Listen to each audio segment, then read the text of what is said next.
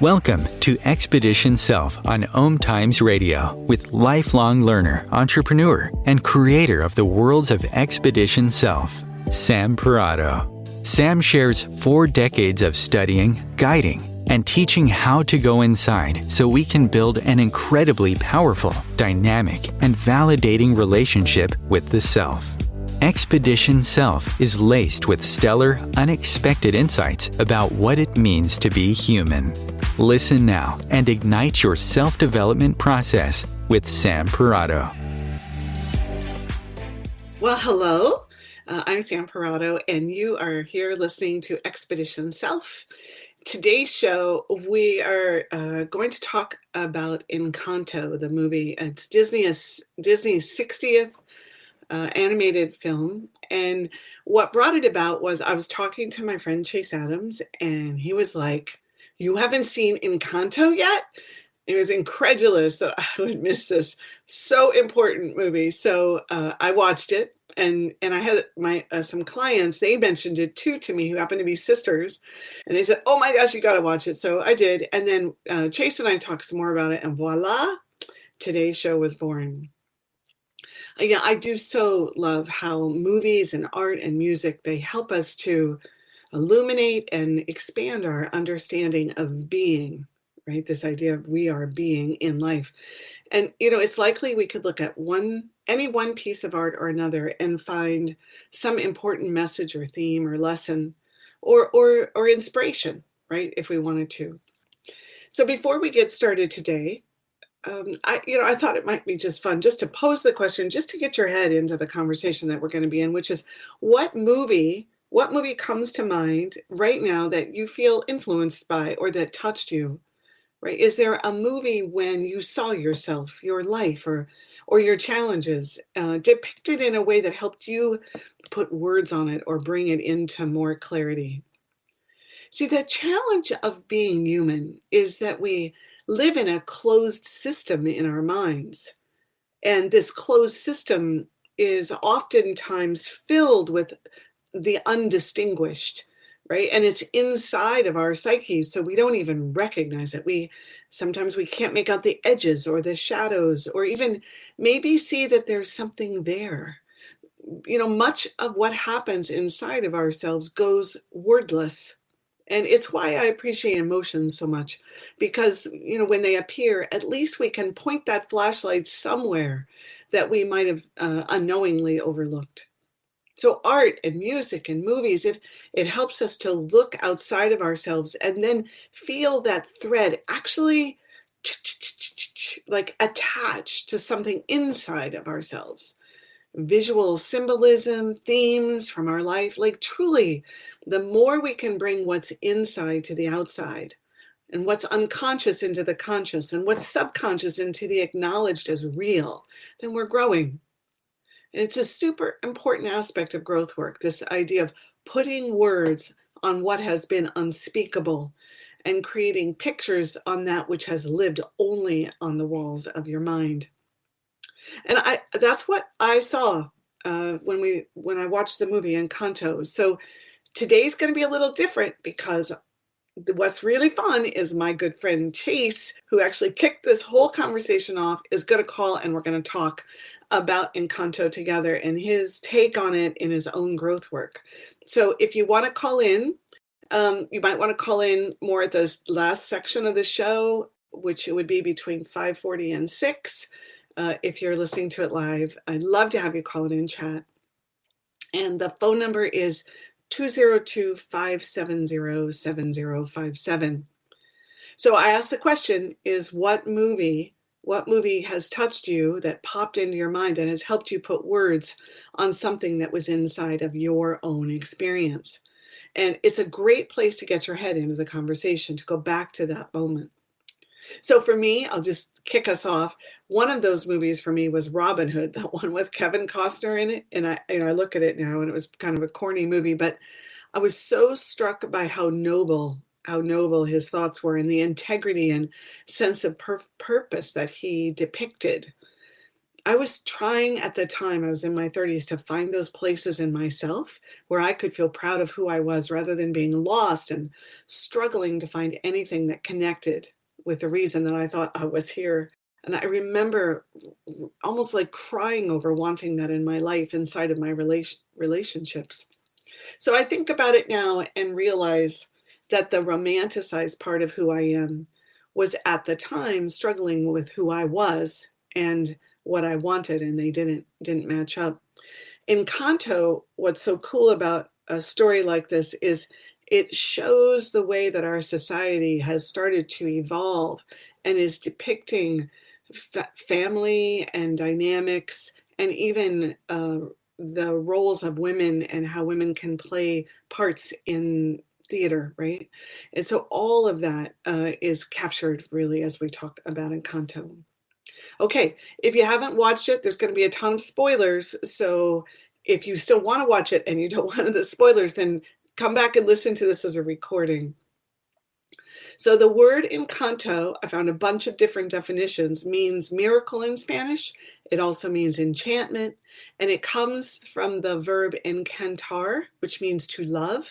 Another article said that if you translate it from Spanish, Encanto means the allure of something that is sweet or charming. So no matter which definition you use, it's kind of a perfect title for this movie that was written by playwright Lin-Manuel Miranda, who is known for his award-winning pieces including Hamilton, Bring It On the Musical, and In the Heights, and was directed, I feel like I have to give credits here, because of the creative process, is directed by Byron Howard and Jared Bush, and was created by Walt Disney. All right, so the story is set in Colombia, and it begins with a scene when a man and a woman is holding 3 children in her arms, are running for their lives. And Abuelo Pedro, the father and the husband, he sacrifices himself so his family can survive. And this is the beginning of a multi-generational story of La Familia Madrigal. So when Abuela is given this magic candle on the other side of the river that creates a beautiful valley with jutting rocks and self-sustaining flowers and animals, and this most amazing sentient home called Casita. So in this family, the 3 babies that Abuela holds on this night, they grow up to be given a special charmed gift. So one can heal with food, one has foresight, and one channels the weather through her emotions. And then, of course, there's the next generation born, and they include the main character in the show, who is Mirabel. Each of Mirabel's sisters and cousins received their special gift when they were 5. One can shapeshift, one can hear everything down to the drop of a pin miles away. And the casita builds a special room that's customized for their gift when they're given to it. And this gift is etched on the door when the young child inserts their doorknob or reaches for the doorknob. So the story revolves around the idea that Mirabel at 5 inserted her doorknob or went to her door, and then instead of getting her gift, her door literally dissolves and disappears. Oh, the shame and the disappointment and the confusion.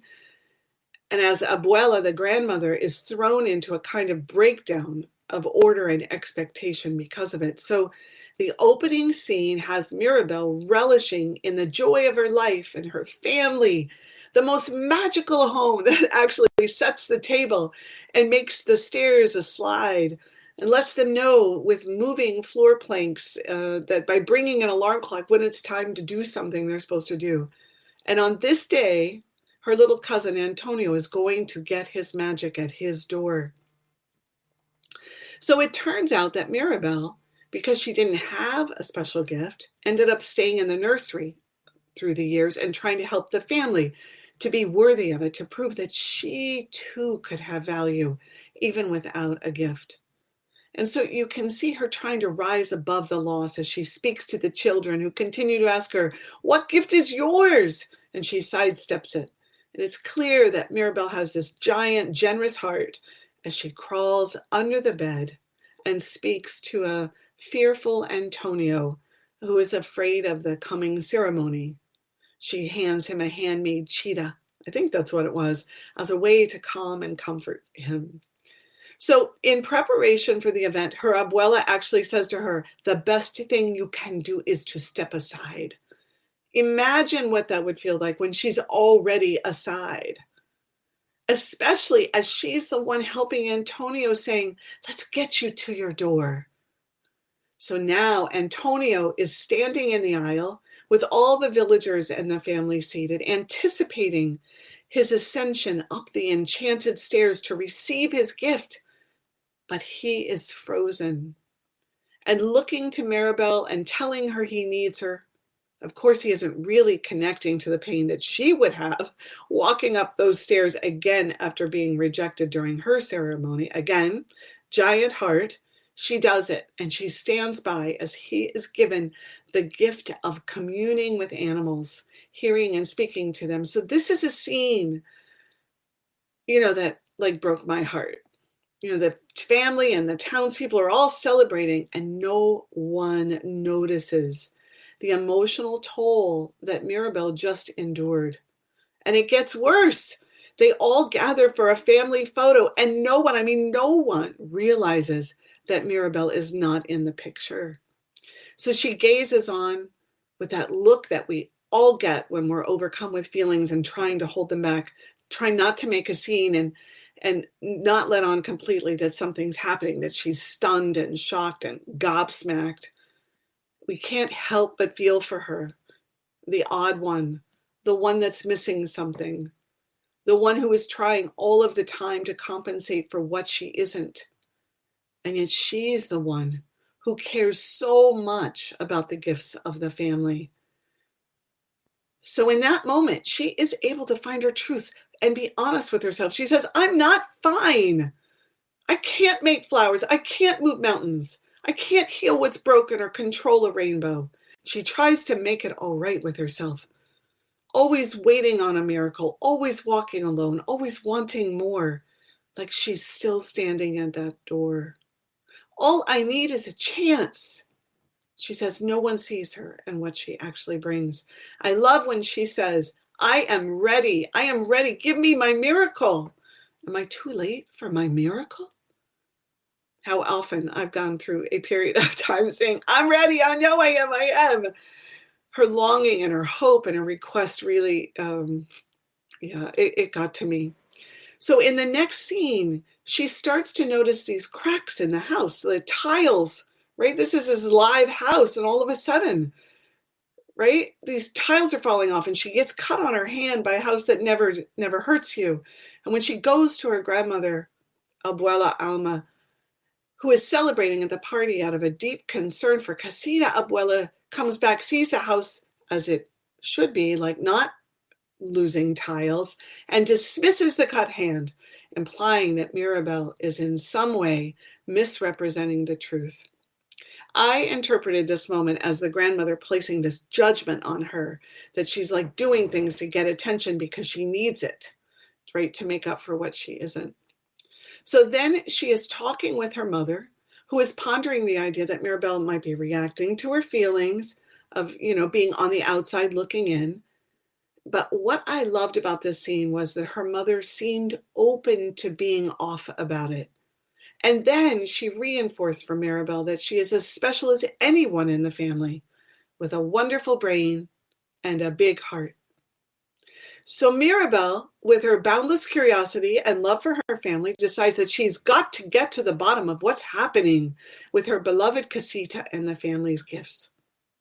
So she goes in search of Dolores to see if Dolores has heard anything about the magic being impacted. Remember, Dolores hears the smallest of sounds, and she mentions that she heard something about Luisa.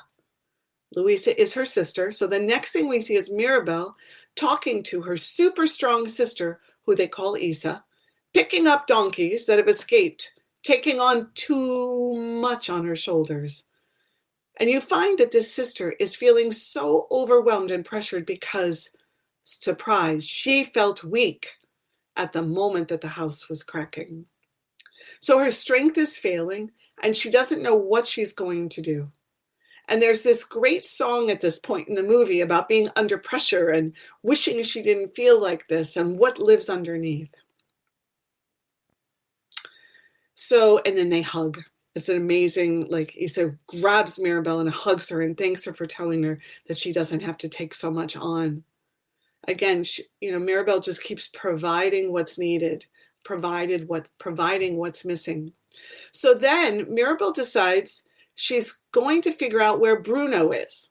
Now, Bruno is the brother that is not around, right? And she makes her way to Bruno's mountain, where she precariously finds the vision tiles, because Bruno's ability was to foresee the future, that depict her having something to do with Casita falling apart.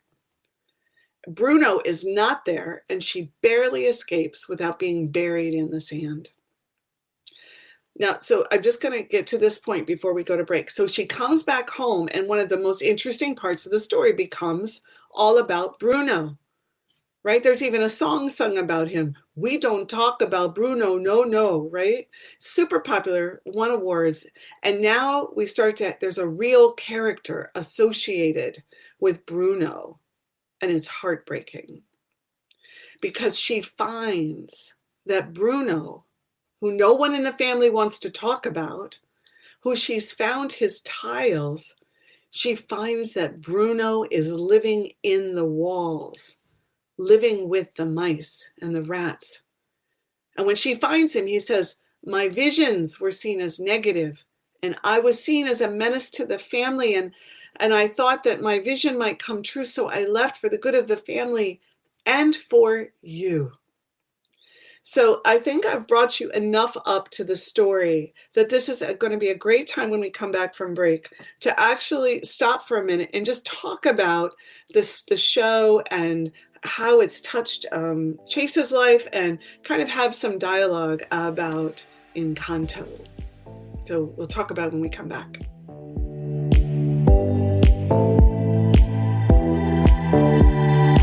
A conscious lifestyle for a mindful life. OMTimes Radio, IOM-FM.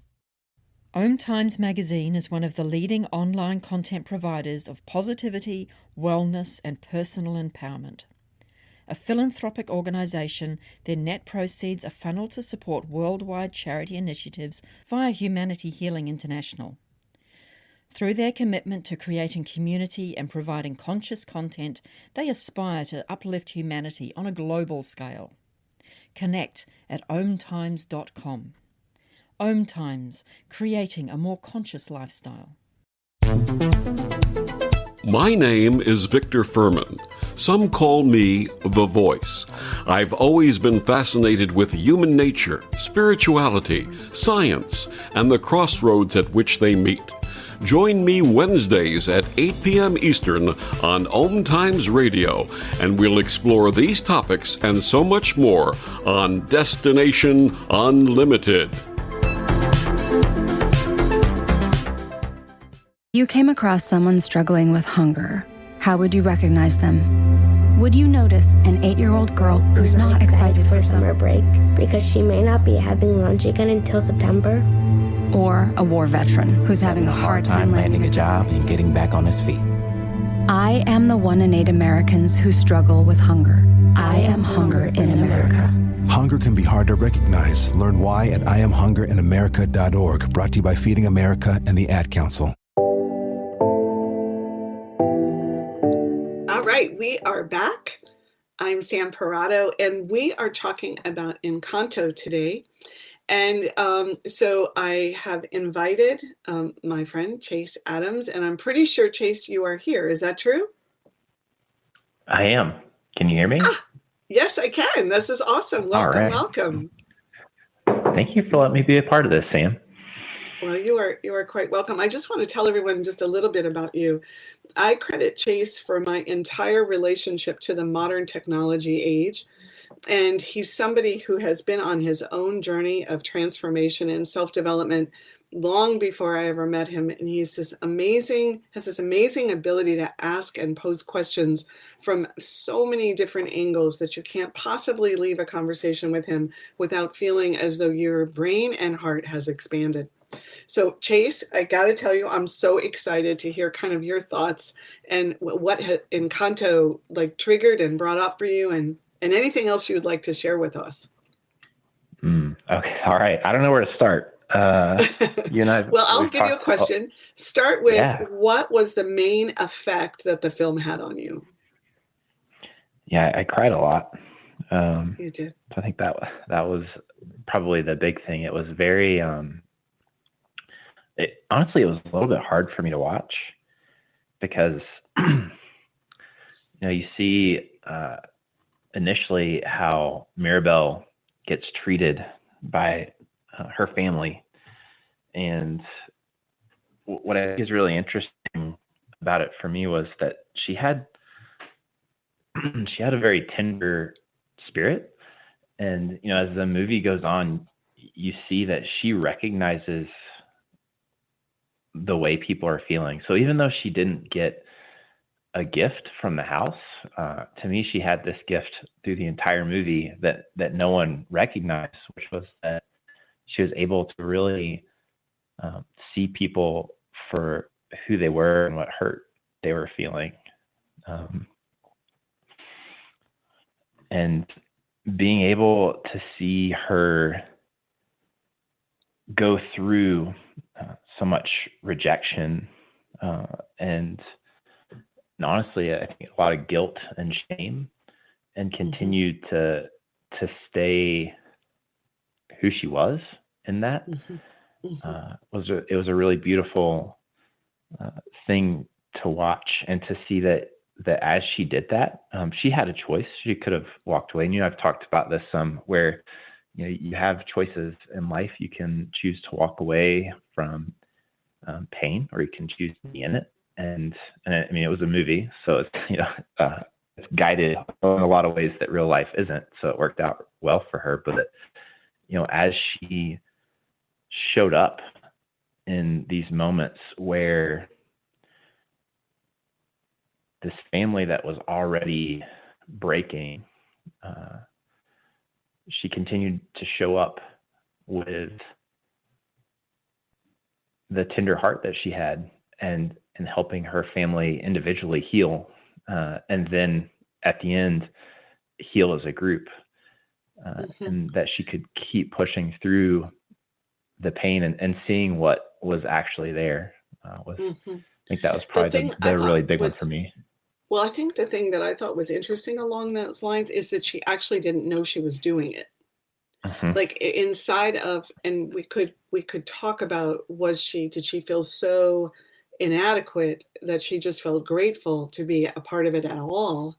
But some way or another, it translated to this idea that her gratitude and her curiosity and her unbounding love for her family, that it had her do what you're describing, that her tender heart just kept being given, even though what she got back didn't match it exactly. Yeah, that's right. And then she kept giving it as it didn't come back the way she wanted. Like, I think about surface pressure when she and Isabella gave each other hugs, and about how Isabella, even though she was, she in the movie, she's the strong one. That's kind of the theme around her. I think that's Luisa you're talking about. Oh, sorry, Luisa, you're right. Isabella's the one with the flowers. She's the flowery one. Yep, that's right. I'm sorry. Luisa is the one that I'm thinking of in this moment. She, even though she was physically strong and she had her moment with Mirabel, there were moments where she had opportunities to stand up to her family and embrace Mirabel, and she didn't. She still had shame, and Mirabel kept going, even though that happened.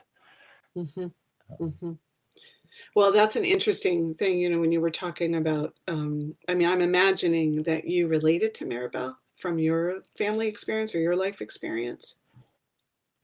Yeah, I think I mean, I know this is kind of taking it down a different path maybe, but one of the things I mentioned to you was that every character in that movie to me just represented a different facet of where I have been in life, or even where I am. Sometimes it's all of them at the same time, and That's a handful, I Chase. right. And I don't think I've watched a Disney movie. What I thought was really interesting about it, at maybe a different level, is most Disney movies have a very present antagonist, and it's very obvious that there's someone working against whoever the protagonist is. And in this movie, I think the antagonist really was the family trauma, which it's so different. And what I thought was helpful for me in that was I was able to kind of sit in everyone's shoes when, as Isabella, so I'm going to get it right this time, that moment when she creates the cactus and she realizes she can, start making these like really beautiful things that are hers. They're not what other people have told her are beautiful. They're the things that she felt were beautiful and that were her. Or they were like an expression of her individuality, is kind of what I thought about it. Yeah. Right. And a much more transparent one. That's right. And I think, like I said, that's one of the really neat things about this movie is that it's harder for some movies to identify with all the characters that you sit in their space at some point in your life. And with this one, I have been Isabella, I have been Luisa, I have been Mirabel, and even one of the things I told you was Alma. You look at her and she wasn't always kind to Mirabel, but also she was both a victim and a villain at the same time, and that's a hard place to sit. But I think that's another place that I've been, and I don't know. I loved how each character I was able to go really deep on exploring what that looked like for me in my life. Well, I want to say two things. One is, for those of you who are listening, I'm hoping if you haven't seen Encanto, that Chase's sharing about it gets you very excited about downloading it and watching it soon. But the second part that you really point to, Chase, which is a very big growth work concept, is this idea that we have an internal family system inside of us, and that we really do have an aspect of ourselves that plays every role.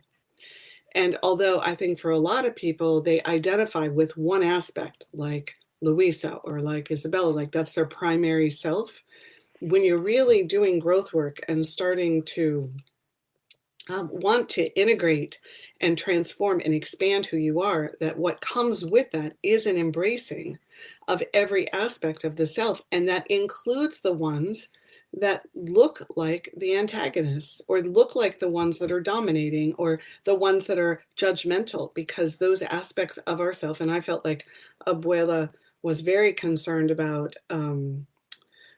appearances and how together she looked, and she didn't want the community to see that there were cracks in the family, right? And that's as much a part of who we are as the one that's wanting freedom or wanting to be seen, or that we might naturally feel sorry for. Chase? Yeah, I'm here. Sorry, I was just thining about. I thought I lost you over there. No, I'm here. Sorry, I am nodding my head in agreement. Oh, all right. Well, that's a great visual. Well, I was just thinking. I keep coming back to Aladdin. I know we're getting off movies now, so if you haven't seen Aladdin, then spoilers are it's been a long time out, so you have a choice. But like, I think about Jafar, and you wouldn't, who was the antagonist, and I think it's very hard to look at Jafar and say that is something I have been Jafar at some point in my life.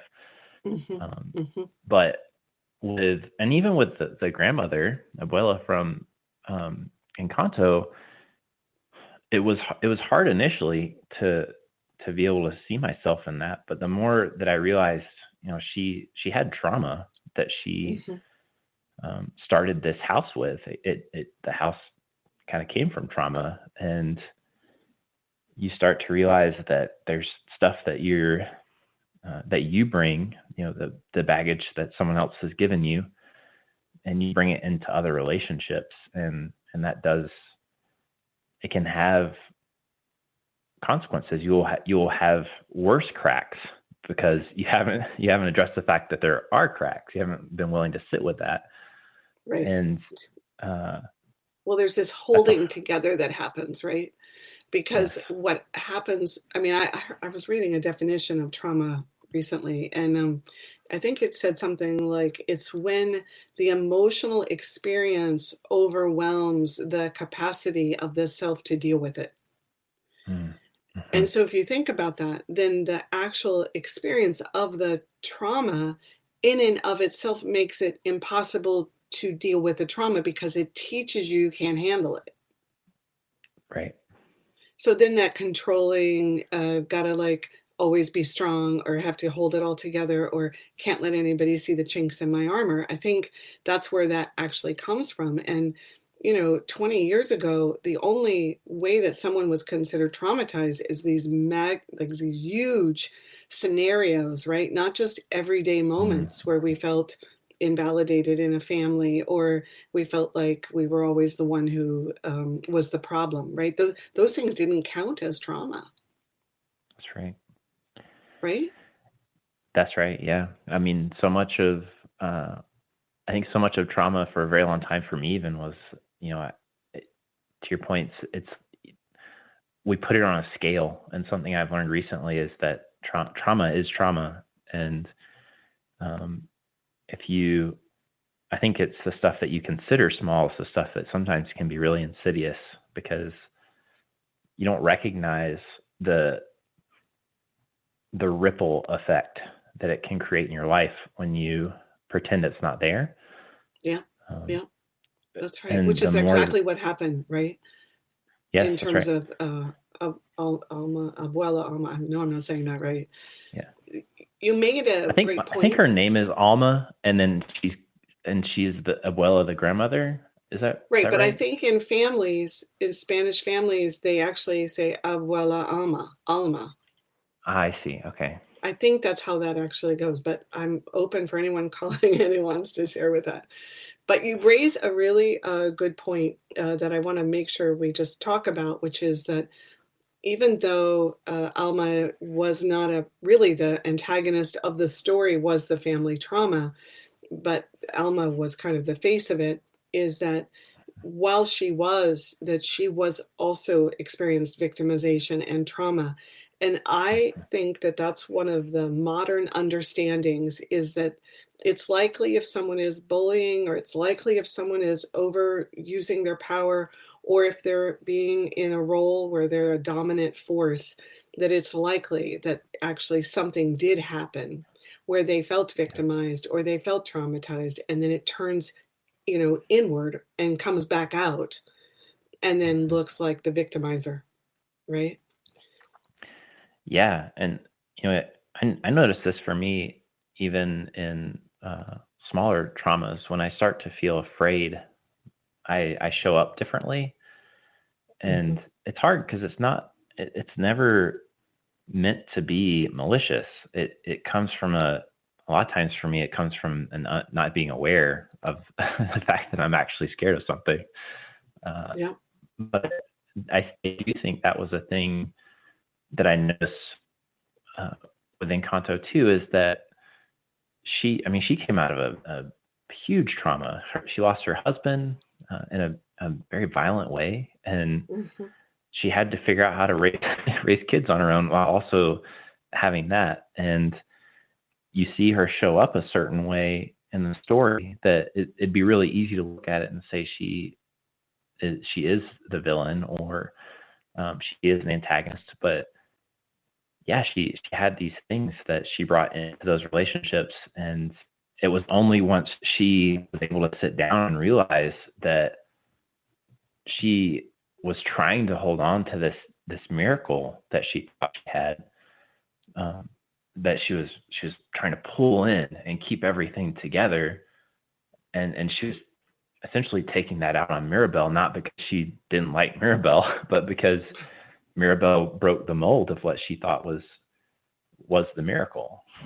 Well, and you know what's interesting about this, Chase, is if you really were to get in and do growth work, like open it up, the subconscious, you know, if I were to like look in there, I wonder if when Mirabel broke the chain, and certainly Bruno, we haven't even gotten to talk about Bruno yet, but when that happened, that it took her, right, that it took her to the moment when that connection with her husband was broken because he was, right, like he died.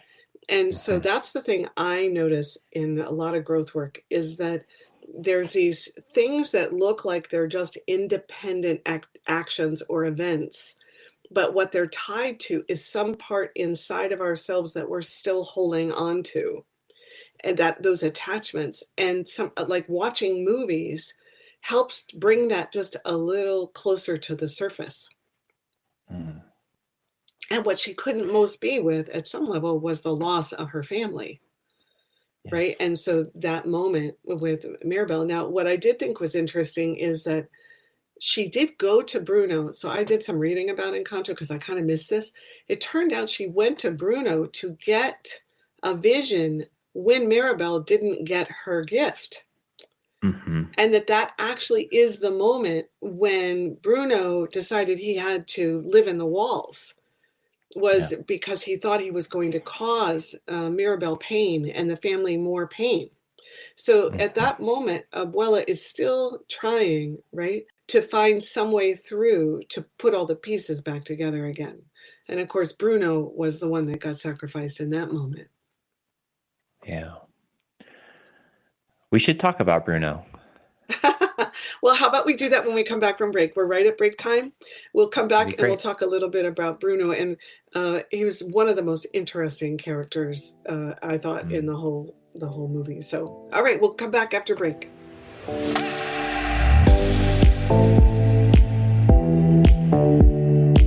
The best of holistic, spiritual, and conscious world.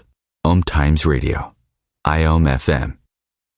Ascending Hearts is no ordinary dating site, but a spiritual dating site with a purpose, to link you with your soulmate.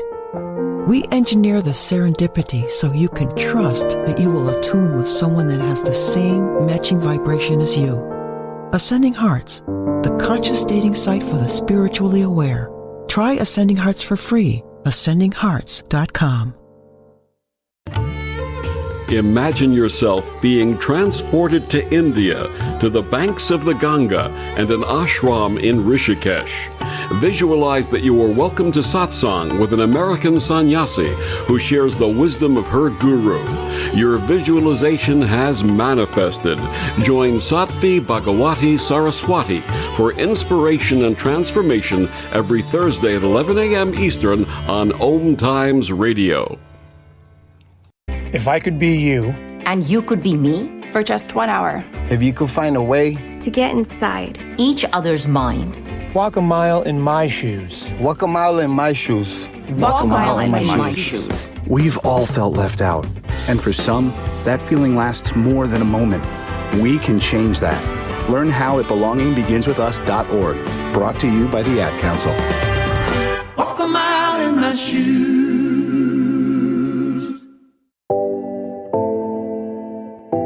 All right, well, we are back. And I'm Sam Parrotto. You are listening to Expedition Self. We are talking about Disney's movie Encanto today, and we're lucky enough to have my good friend Chase Adams here. We were talking before break, and we said we are coming back, and even though we're not supposed to talk about Bruno, no, we're going to talk about Bruno, yes. So Chase, what is it that comes to mind the first time you want to think about, or when you think about Bruno? My 5-year-old actually told me before we had our call. She asked if she could talk to us too, and I said I don't think not today. And she said, but I know so much about Bruno, and she did the Bruno no. It was really cute. Bruno is was such a hard character for me because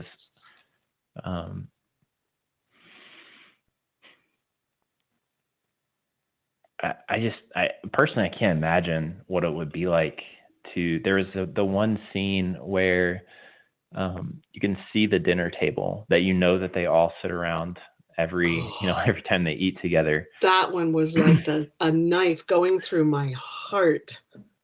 Yeah. And you see, so for anyone who hasn't seen it yet, but is still listening, Bruno on the other side of the wall has I think he carved out a plate right next to the wall, right?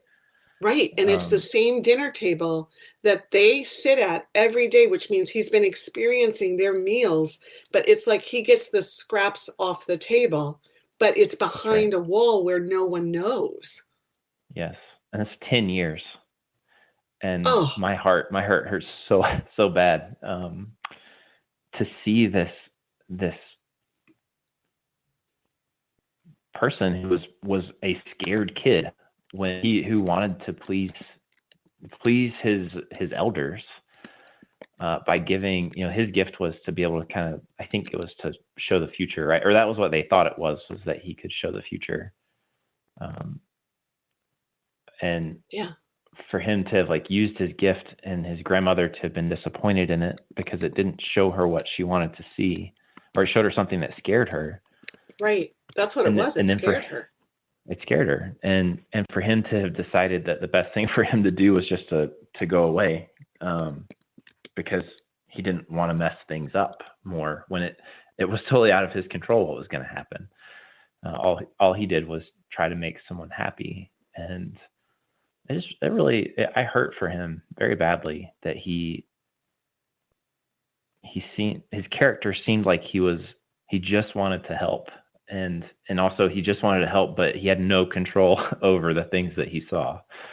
Well, and, I have to say, to me, the dark side, the part of us, the shadow self, and that is, he, to me, represented the part of us that we don't like or that we're afraid of. And a lot of times those parts, when you really get down into the heart of them, they started carrying a load or trying to help us. And then we end up extricating them from the core of how we want to see ourselves. And he depicted it so well. And I don't know how to say this name, but it was played by John Leguizamo. Do you know how to say that name? Leguizamo? Yeah. Yeah. And it was just like such an incredible part, because he also played in Ice Age. He played one of the roles in Ice Age. I just thought he did an amazing job.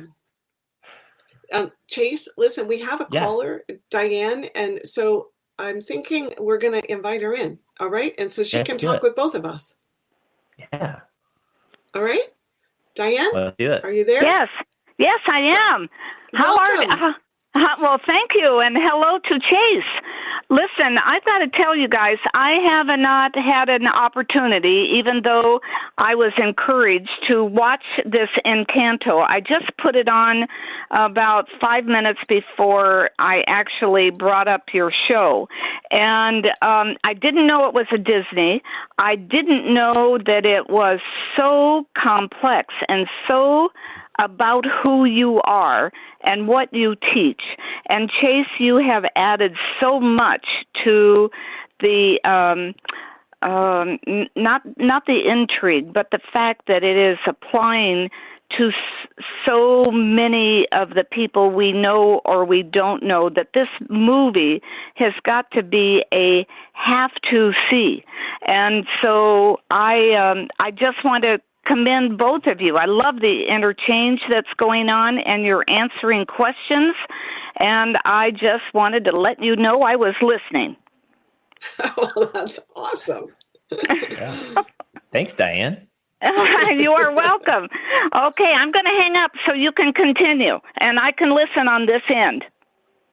All right. Awesome. Thank you so much. It's good to hear from you. Okay, bye-bye. Bye. So the thing about it's so interesting that you pulled that same scene with that table. Whoever created that scene, like I picture the creative mind that did that, the understanding or the depth of what they got, like, was mind blowing. But the other scene with Bruno was when he actually helped Mirabel, and then he said, "I'm going back in." And so for all of you who have not seen it yet, he actually does go back into the vision. They get to see what the missing pieces were. Mirabel becomes courageous enough, to work with what they find. And he gets her started out there and then says, and I can't even imagine what that would feel like. You finally get out right after 10 years and you feel like you've done something that has made a difference. And you say, no, I'm going to go back, almost like the retreat that many of us do, hoping someone comes and finds us when we feel unwanted. Yeah, that was hard to watch too. Yeah.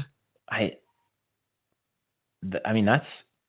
think that's a big part of what it is to be human, is to want to be wanted. And you could see that in Bruno. Every time that he had interactions with Mirabel, he kind of lived on this edge of wanting to be a part of things, but also thinking that if he is a part of things, he's going to break things and make it worse. And having that tension of desire to be a part of something and a willingness to not be a part of something because you're not sure whether or not you being a part of it will make it worse. Yeah. Well put. I think that's actually a vulnerability that not everyone gets in touch with. It's like, if I actually stretch, if I actually try to bring something else or be who I am I going to make things worse? I think that kind of stays in the unconscious for really lots of people. Yeah. I mean, I just want to say something I learned from you, I think, is that there's a deeper space even to sit, which is being willing to show up, knowing that it could make it worse, and knowing, but like being who you are, and being true to yourself in that, even though in some ways it can hurt people because expectations and guilt and shame and those types of things that we've probably all lived with. Yeah. Well, I think that the reality is that you can't grow if you don't get hurt. Mm-hmm. Really, because there's no risk in it. And then you're not at stake enough. And of course, part of the work, where you throw trauma in there, it's like, well, I recently, this new thing about, I'm getting re-traumatized. But the whole idea actually in transformation and growth work is to go back in and re-experience those places and then actually look for the voice, which, if it's okay, I want to circle back around to when Mirabel actually is able to work with her sister Isabella and they heal, and it actually looks like the family is beginning to heal. Alma actually goes after Mirabel and tells her she's destroyed everything. And in that moment, I just think people so much in our lives, we have experienced this, and we experience this at our own hand, right? We're on the receiving end of, this is your fault and you've screwed it up and you should feel ashamed. And in that moment, Mirabel, she actually said, no, that is not what's happened here. And I just feel like that was such an important moment that most people don't get to do, which is part of speaking on our own behalf, advocating and really standing in our own power in the moment that it looks like you're being overpowered. Yes. Right? Yeah, I love that. Standing in her own power. That's such a great way to describe what happened there, because I think she came into understanding that what she had her own gifts, and they were her gifts, though they weren't given to her. They were so maybe gifts isn't even the right word. I'm not sure if there's a better one, but she had these beautiful qualities about herself that allowed her to show up with people, and she finally understood those things, circling back to what you were talking about earlier, that she didn't recognize it. I think at that point she did, and then she saw it was powerful. Well, and she actually then showed up for herself which to me, I feel like when you get people in a place where they have a voice, they talk about their thoughts and feelings, and their hearts keep opening, that what they're actually doing is fortifying their own power without knowing it. Yes. So I'm curious, have you found that to be true in your life? That the more you find a voice for yourself, the more you find words for all these parts of yourself, that do you find yourself feeling more powerful? I think it depends on the day, depending on how aware I am of it. And it is really easy. And it's so interesting because when you think about power and you look at Encanto for most of the movie, you think that the Abuela has it, right? She is the one in power, a place of power. And then you kind of realize that Mirabel, they all have their own power, and Mirabel is the only one that's really claimed it for herself. And for me, it's kind of the same. If I find myself in any relationship where I don't feel comfortable to own my power, a lot of times I'll show up as afraid, and I close up. I'm not open. But the moments when I'm in a relationship and I am willing to be with my power, a lot of times I think it has to do with whether or not I feel safe to be powerful with that person. But when I do, I find it to be really liberating because it doesn't feel like I have to be to express less than who I am or different than who I am. Well, and I think we have a caller, just so you know, we'll put her on in just a moment. But the thing that I notice about that to me is that the idea of power really is having access to your thoughts and your feelings. And that we imagine that power is about power over something or a position or authority.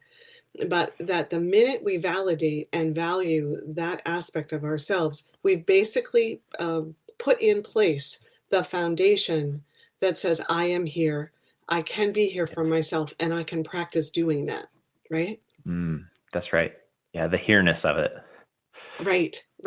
Yeah. So, all right, we have a caller. Pauline, welcome to the show. Hi.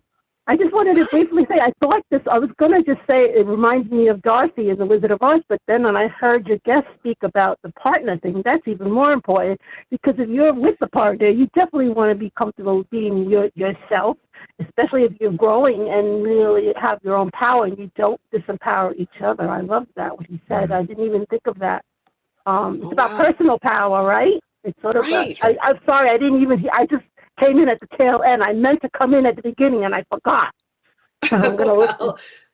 Well, Polly, I'm just so excited you came in. Are you kidding? You made my day. Yeah, even if it's the last minute, I got a lot just hearing your guest say about a partner, because you know what? A lot of people who are in partnerships who believe they're with the person they're supposed to be with for the purpose that they're here for, their soul's purpose, they may not be. Because they may be disempowered, or if they can't, get it together, be empowered with that other person, they may have to break up and either be alone and be empowered alone, or it would be nice to have a partner so you both be empowered. It might not even be the same mission you're both supposed to be doing, but it'll be nice if somebody's there not to judge you, not to close your light down, or you don't feel uncomfortable to keep your light bright and shining. Thank you. Well, and I think that's what we were actually just talking about with Mirabel, is that she really stood for herself and said, no, that's not what's going on here, right? And the more we can put words onto our own experience, the more we actually can stay engaged and cause it to be what you just described, Pauline, right? I got to watch that movie, even though I can't go into a movie theater because I'm not vaccinated. So I have to wait until a guy can get, to download it. Well, you might be able to download it as a single on Disney, on your TV. Okay. And you might be able to do that, because I don't think it's at the movie theaters anymore anyway. It was back in December that it came out, I hope the kids get it. when they're watching this, but the adults are with them. I mean, more important, they're actually taking them, so they should learn something from it, I hope. I'm with you about that. I totally agree. Chase, did you want to say anything to Pauline? No. Oh, okay. Chase, did you want to say anything? I think the only other thing I would add to something that you said, Pauline, was that, and this is something I've also learned from Sam, is that true power is multiplicative. So like if I bring power that is me being here, a lot of times it opens up room, and this happened with Mirabel, it opens up room for other people to bring their power in. This happened with Mirabel and her sister, when her sister starts again finding her own identity with these cactuses instead of the roses, because the cactuses were her beauty. I think there's like a really amazing thing that happens when you're with a group of people and you can be in your power and allow them to be in their power, and you start to become this really cool. It's like the Celestine prophecy. When you're with people who vibe the same way you do, it brings out that part of them. That's right. Listen, I just want to say to both of you, we are actually so out of time. The music's going to start any minute. Okay, thank you. Pauline, I want to say thank you for calling. Chase, thank you so much for sharing your thoughts and your own growth process here as we talk to Encanto, and for being my friend. Thanks for being my friend, Sam.